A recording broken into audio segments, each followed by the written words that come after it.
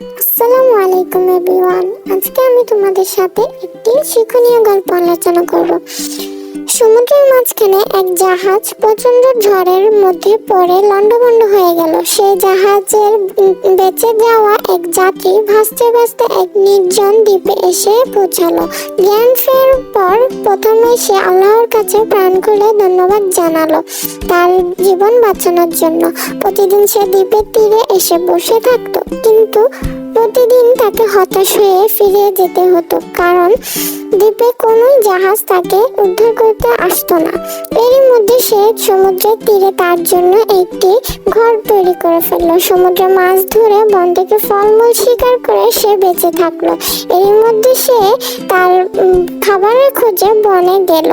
বন থেকে এসে সে দেখলো তার বানানো ঘরটি রান্না করার চুলার আগুন লেগে পুড়ে গেছে এবং কালো ধোঁয়া আকাশে ভরে গেছে।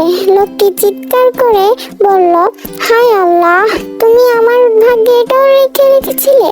পরের দিন সকালে এক জাহাজের আওয়াজে তার ঘুম ভাঙলে জাহাজটিকে দেখে সে অবাক হয়ে গেল।